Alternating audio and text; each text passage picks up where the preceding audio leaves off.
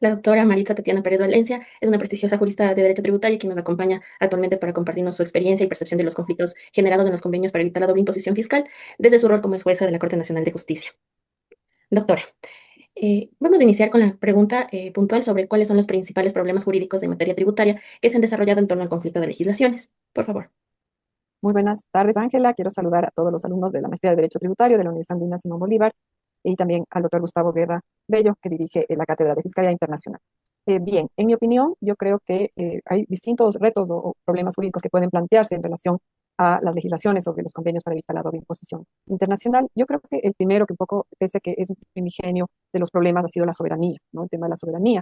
A veces el conflicto se ahonda en el tema ecuatoriano por cuanto tenemos una diferencia en relación a los propios países. No estamos hablando de un país en vías de desarrollo, como es el caso del Ecuador, frente a países ya de más desarrollo, ya que son países desarrollados, ¿no? Cuando hablamos de los convenios con Qatar o con países, ¿no? China, en donde, claro, estamos frente a una economía mucho más fuerte que el caso ecuatoriano. Entonces, eso creo que es un tema a veces que debe posicionarnos, ¿no? Porque debería haber un trato igual tanto de los dos países, pero también en relación con ciertos beneficios para los países que estamos en vías de desarrollo. Y desde esa perspectiva, yo creo que hay que a veces ajustar ciertos convenios en vías de crear un sistema de reciprocidad e igualdad que ordena el derecho internacional tributario. Ahora bien, hay otros problemas también que se pueden dar ya en la relación práctica, ¿no? Que a veces el Ecuador no está muy presente en los convenios en cuanto a intercambio de información, a veces por la tecnología, aunque nuestra Big Data y el manejo tecnológico de TIC de las administraciones tributarias en el Ecuador es muy fuerte. A veces la correlación con otras entidades, con ministerios, con otras entidades públicas hace difícil esta presencia coordinada, tecnológica y que se alinee pues con la dinámica mundial que hoy nos rodea. Son problemas de tipo, yo creo, de índole económica y problemas también de índole infraestructural, de infraestructura del sistema ecuatoriano, ¿no? Y que son grandes desafíos hoy presentes en este siglo XXI. Ujú. Muchas gracias. Ahora, respecto a la siguiente pregunta sería, ¿cuáles son los criterios y principios jurídicos más usados para la determinación de la jurisdicción donde se deben solventar los conflictos generados? Bueno, digamos que hay tres conceptos que transversalmente se discuten en los convenios para evitar la doble imposición internacional, sea vía ONU o vía también los convenios de América Latina, ¿no? Que es básicamente los principios de residencia, el principio de renta mundial o de fuente que se van dispersando, ¿no? Ha habido siempre una corriente también de establecer un principio más bien de aplicación común de desempate que se llama, ¿no? Entre los dos principios para que haya justamente el equilibrio que debe haber en la participación de la tributación. Recordemos que los convenios, los CDIs, buscan efectivamente un cumplimiento también de la tributación, ¿no? Porque luchan contra la evasión y la elusión. Están destinados a eso a través del intercambio o de estas medidas de compensación, de entender renta fuente o renta residencia, evitando que no se pague. Se busca que no se pague dos veces, pero la búsqueda principal también del convenio es que la tributación internacional se cumpla en al menos uno de los países contratantes. Ujú. Así es. Está bien. Ahora, respecto a los desafíos que presenta Ecuador, ¿cuál considera usted que son los principales o los más relevantes que todavía se mantienen en la actualidad?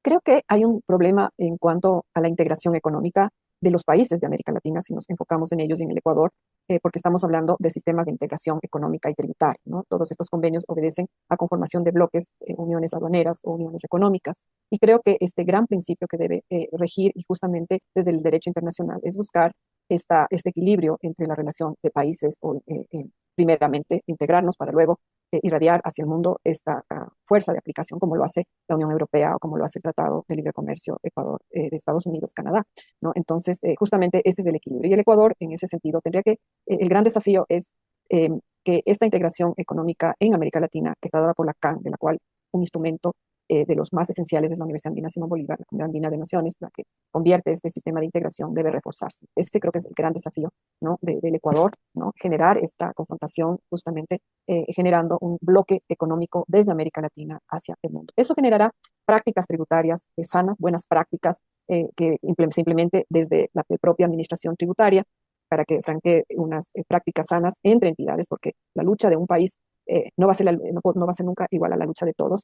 Y eso también desde la práctica interna de las empresas, de las sociedades, ¿no? Para que se permita adecuar una legislación interna que nos permita comprometernos a todos los países y ser realmente un bloque frente a la transformación mundial que hoy se lleva. Perfecto. Ahora, respecto a los conflictos que se han presentado en temas de residencia, ¿cuáles han sido los criterios que usted, desde su experticia, ha podido plantear para solventarlos?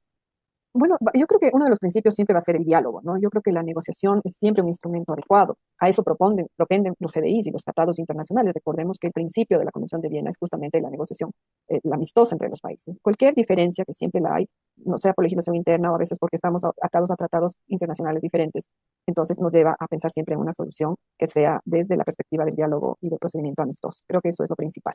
Ujú, perfecto. Y finalmente, doctora, desde su experticia respecto al caso de Odebrecht, que se suscitó a través de la sentencia del año 2013, ¿cuáles fueron sus principales aprendizajes que nos podía aportar a la academia? Bueno, ahí tenemos varios elementos en esta sentencia que se emitió justamente, es el recurso de casación 467-2010, ¿no?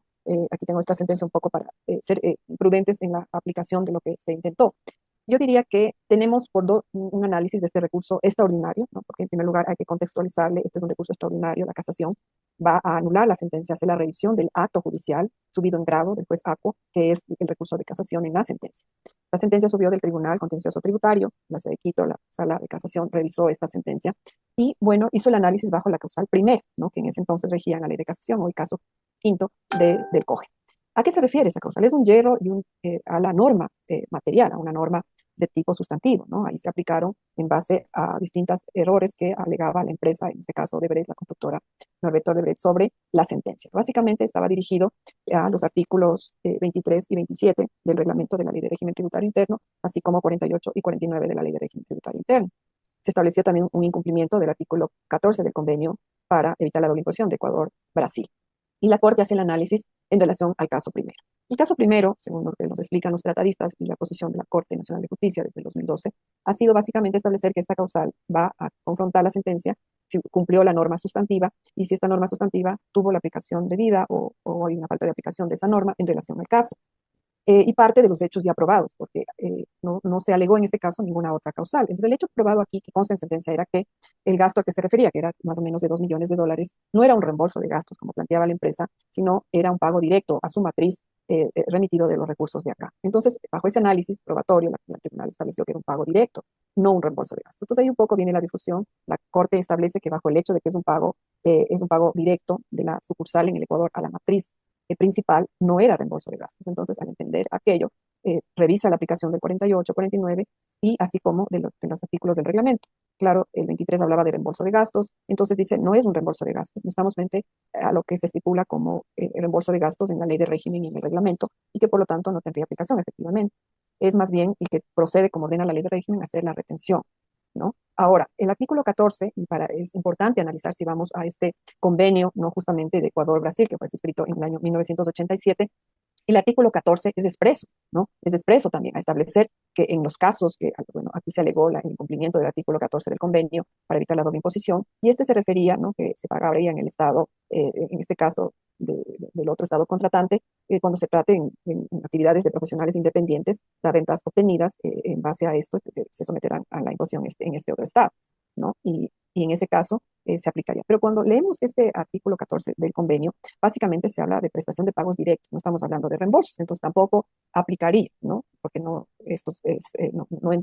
había inaplicación de este artículo 14.